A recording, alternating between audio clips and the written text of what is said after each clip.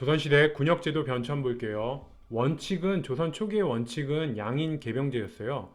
양인이 뭐예요? 산농공상 중에 상민, 천민, 천한 사람들 빼고는 다 양인이었어요. 그래서 양인은 모두 개예요. 모두가 병사가 된다. 그래서 양인 계병제는 양인은 모두 병사가 된다.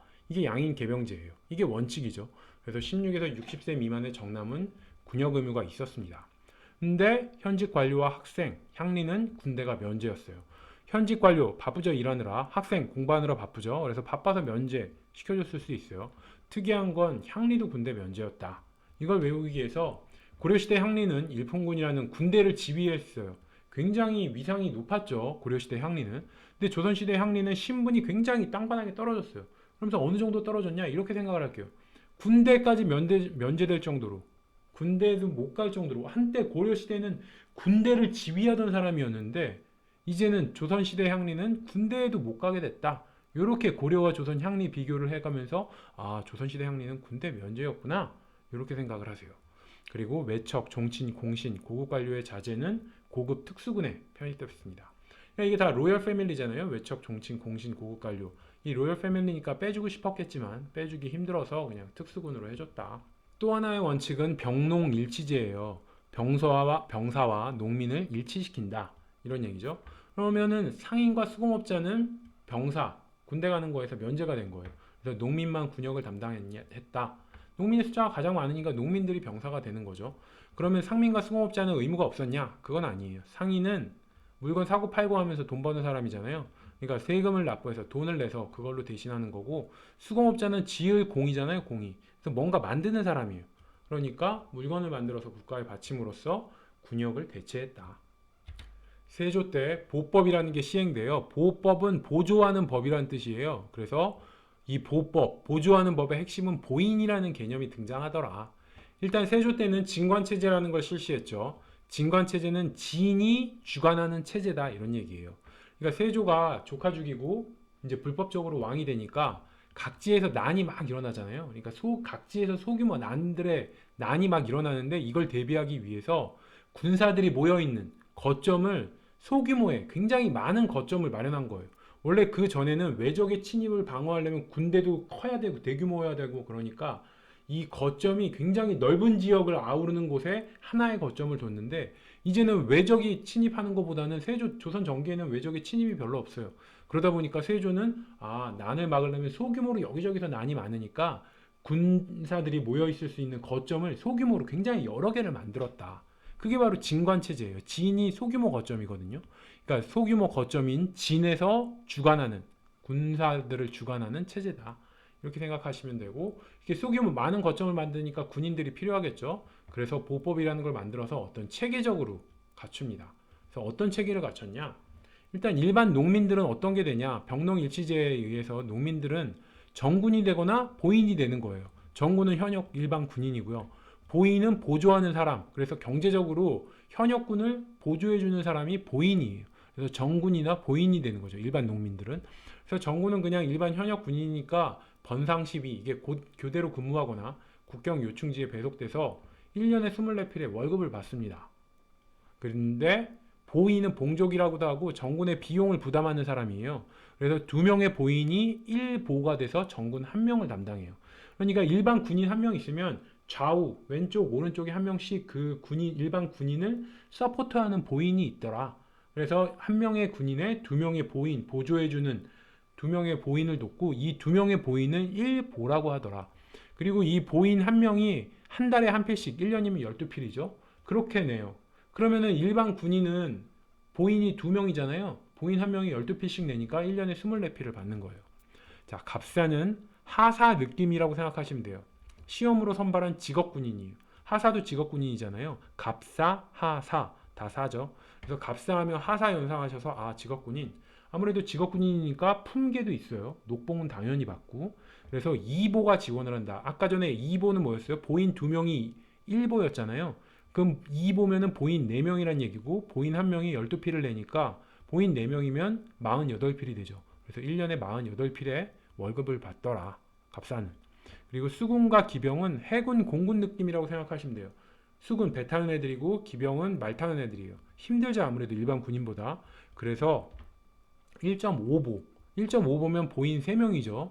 그래서 보인 3명이 지원한다. 보인 한 명이 12피씩 내니까 그러면 3명이니까 36피를 받겠죠, 월급을. 그리고 참고로 노비는 원칙적으로는 군역 의무 없어요. 근데 필요에 따라서 특수군으로 편제된다. 아까 양인 개병제였잖아요. 양인은 모두 병사가 된다. 거기서 양인에서 노비는 양인이 아니죠. 그래서 노비는 원칙적으로 군역 의무가 없었는데 필요에 따라서 특수군으로 편제되기는 했다.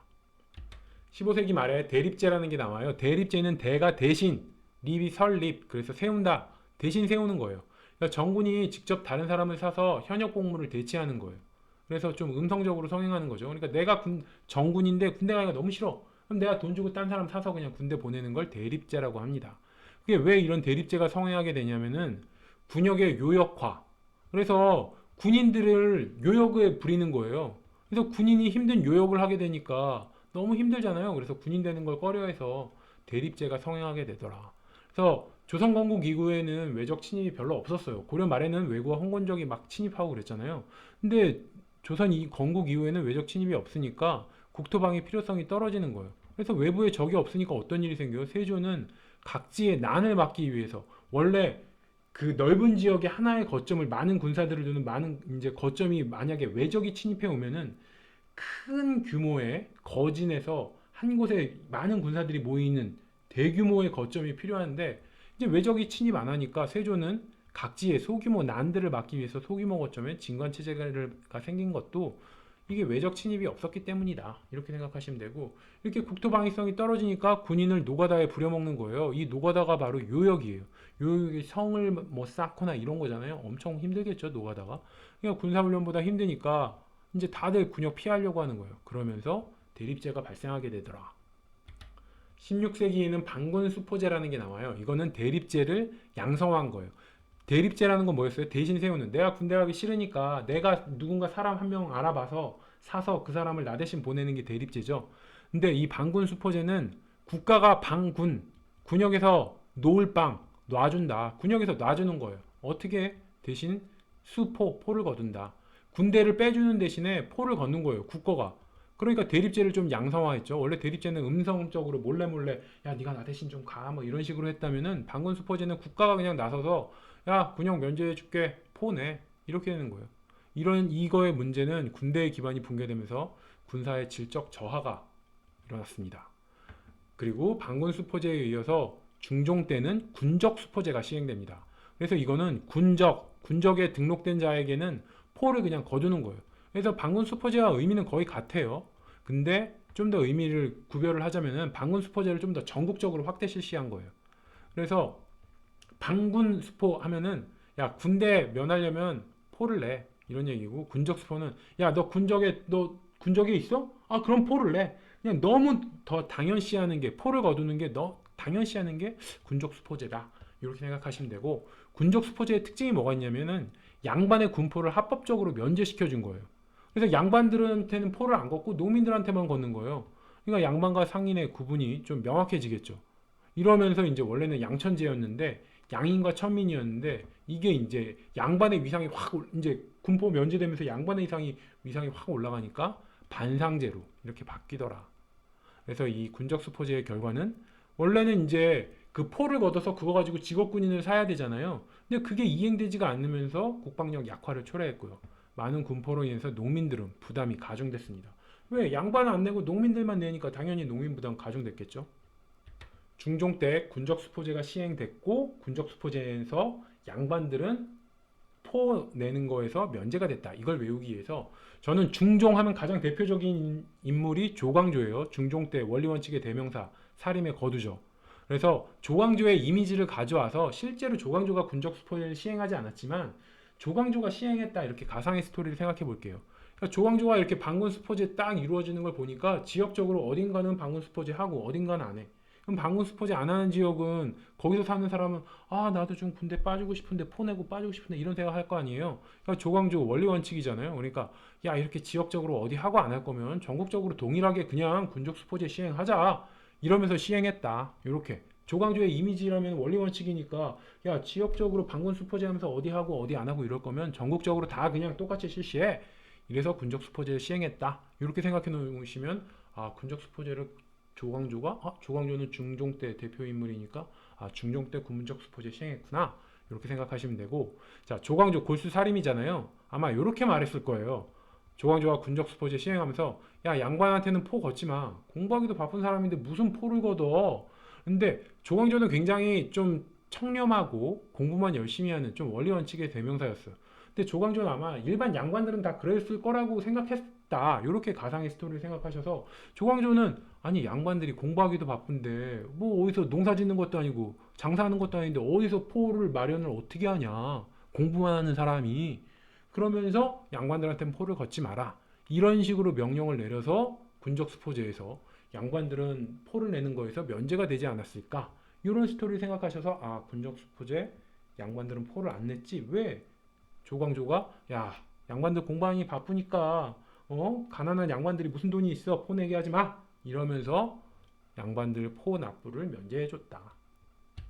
근데 이 군적수포제가 굉장히 많은 문제들을 안고 있었어요. 그러다 보니까 이 문제, 군역에 대한 문제들을 좀 해결하자 이러면서 양역 변통론이라고 해서 이 양역의 폐단을 시정하자는 주장이에요.